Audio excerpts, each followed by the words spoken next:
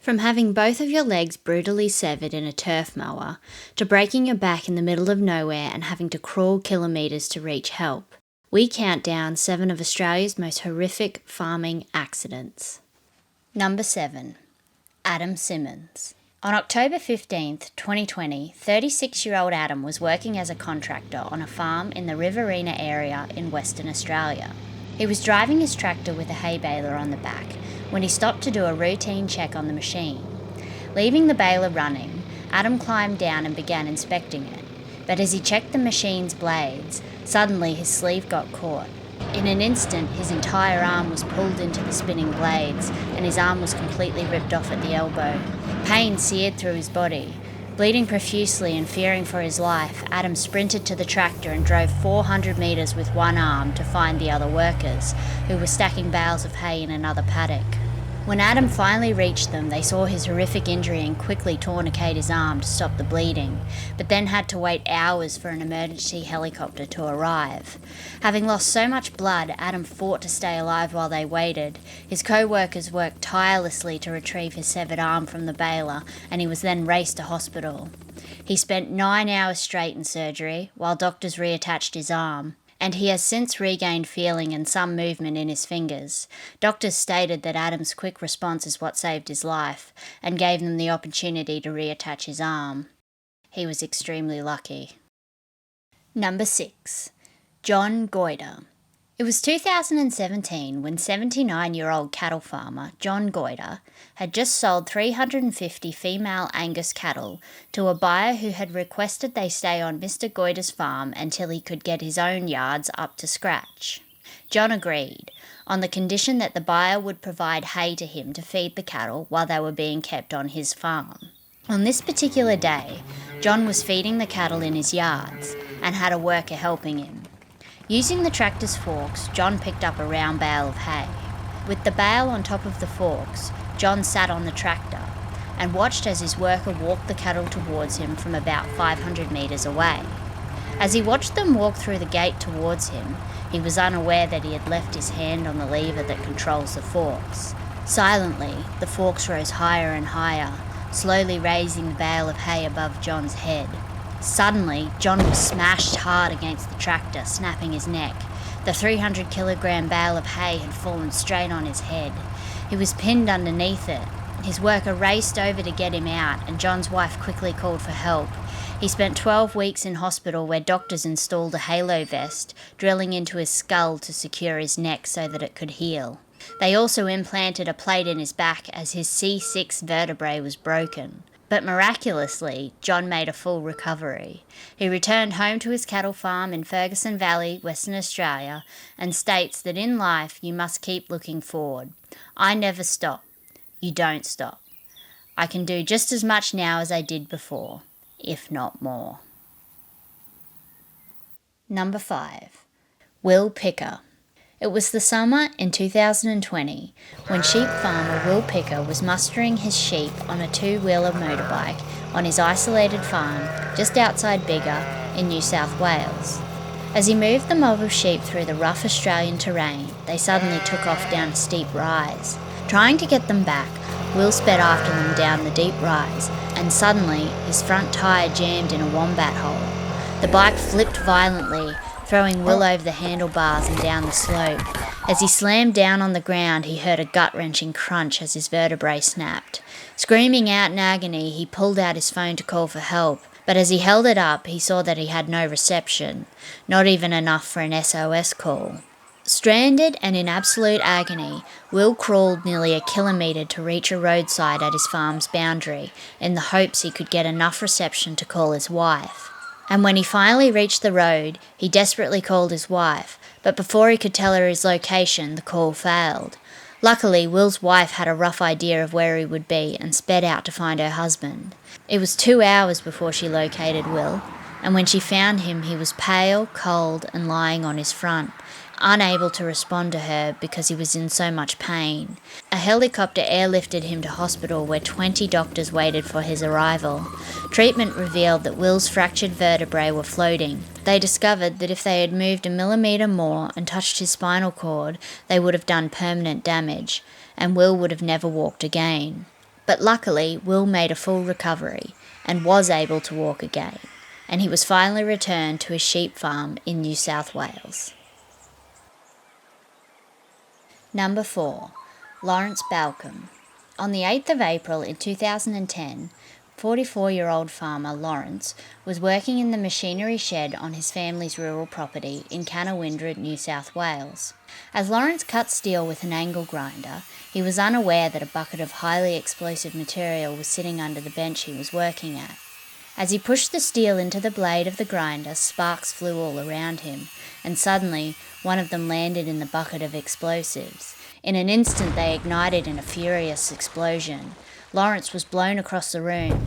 As he came to on the dirt floor of the shed, he thought he had been electrocuted, so tried to roll away from the scene, in case he was on live wires. But as the dust settled around him, Lawrence saw the extent of his horrendous injuries.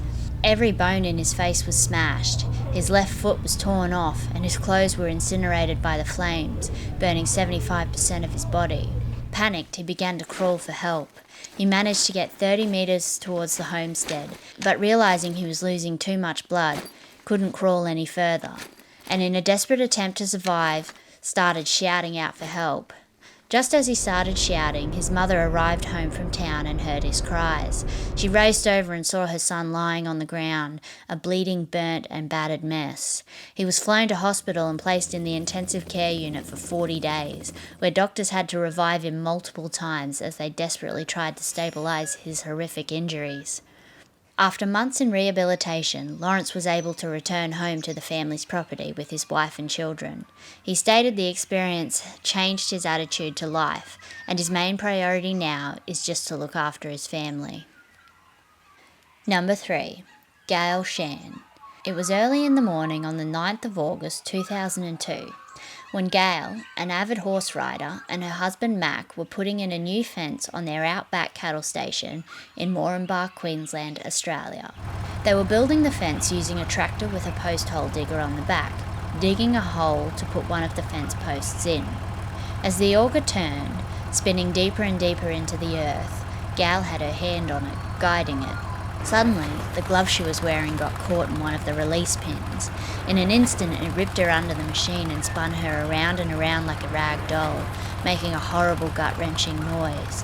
Her husband Max saw her and quickly turned the tractor off. Still entangled in the auger, Gail lay there unconscious. Her arm had been completely smashed. Traumatised and fearing that his wife was dead, Gail's husband sprinted into the house to call an ambulance. Being so remote, it took emergency services hours to arrive to the property. Neighbours from nearby properties raced over to help. In a panic, they took Gail out of the auger and carried her inside, and on their way they realised Gail's right arm had been completely torn off, leaving a massive black hole in her side, with blood gushing out. Desperate to stop the bleeding, one of the neighbours had to pinch Gail's blood vessels off in the open wound with her bare hands. Finally, Gail was rushed to hospital and underwent extensive surgery. She recovered, but sadly also suffered severe damage to the nerves in her left arm. They hoped she would regain use of this arm over time, but sadly this has never happened, and Gail is no longer able to fulfill her love of riding horses. But over the years she has learned to write, type and drive a tractor with her feet, allowing her to help her husband run their cattle station, and she fulfills her love of horses with a new passion for breeding Australian quarter horses. Number 2. Michelle Douset. It was a Sunday afternoon at her isolated farm in rural New South Wales, Australia, when young mum Michelle put her 2 young children, Josh 2 and Liv 18 months, down for a nap and decided to get some chores done. Her then husband Bob was out in the paddock sowing their barley crops, and her uncle Craig was helping to load the grain in the shed, using an auger to move the grain from a silo into the planter on the back of the tractor. When Michelle walked down to the shed to put a new registration sticker on one of the trucks, her uncle asked if she could give him a hand with turning the auger on and off, which is the machine he was using to load the grain. The auger had continued to get jammed multiple times that day, and he needed Michelle to start and stop the engine for him, while he investigated what the problem was. Michelle had turned the auger's engine on and off about 6 times, and they were nearly finished. But when Michelle went to turn the auger on for the last time, she leaned over the motor and her ponytail flicked forward. Instantly, she felt something yank her hair. Her ponytail was tangled in the drive shaft. Suddenly it released, and Michelle felt blood trickle down her forehead. She raised her hand to feel for her hair, but all she could feel was her bare skull. She looked up. Above her, she saw her ponytail hanging from the machine, and with it was her entire scalp. She screamed out to her uncle, who raced over, and when he saw Michelle, the colour drained from his face. Michelle's stomach churned. She knew it was bad. Blood was spurting out of her open wound. 13 weeks pregnant and taking a blood-thinning medication, Michelle's chances of bleeding out were dangerously high. In order to save her and her unborn child's lives, she knew she needed to remain calm while she waited hours for emergency services to arrive at their remote property. Eventually, she was flown hundreds of kilometres to hospital in Sydney by the Royal Flying Doctors Service, and after 15 hours in surgery, her scalp failed to reattach, so grafts were used from her thighs. Sadly, she lost her eyebrows and hair in the accident, and her scalp remains very delicate. But thankfully there was no impact on her baby, who was born healthy 6 months later. Speaking on the accident, she stated, "Before the accident, I used to sweat the small stuff. Now I'm just so thankful to be here." Number 1. Gavin Howie. In January 2019, farmer Gavin Howie was mowing the grass on his turf farm near Darwin in the Northern Territory, Australia. Running his family's commercial turf business, this was a task he had done 1,000 times before. But on this particular day, things were different. Noticing an issue with his mower, Gavin stopped in the middle of the paddock. He left the machine running so that he could investigate the problem, and as he stepped down off the tractor, suddenly he slipped. He landed on the mower and saw the cutting blades spinning furiously right before his eyes. Panicked, he tried to roll out of their way, but in an instant his legs went under the machine. Within seconds it ripped his legs apart, severing one at the thigh and almost ripping the other completely off. Alone in the isolated paddock and a long way from home, Gavin was disoriented and bleeding to death from wounds where his legs once were. Knowing his only chance of survival was his phone, he frantically felt his pocket for it, but it had fallen out when he fell. He searched the ground with his gaze and saw it 15 metres away. Not realising his legs were gone, he tried to stand up to get it, but before he could even lift himself, he tumbled back to the ground.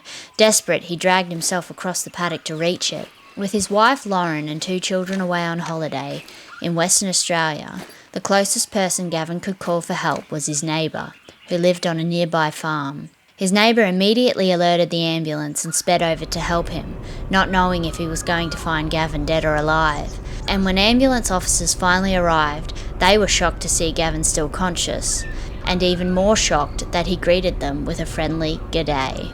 He was flown to hospital where doctors worked tirelessly to stabilise his condition, and once stabilised, he then underwent a further 4 major surgeries where steel rods were inserted into the bones where his legs had been severed.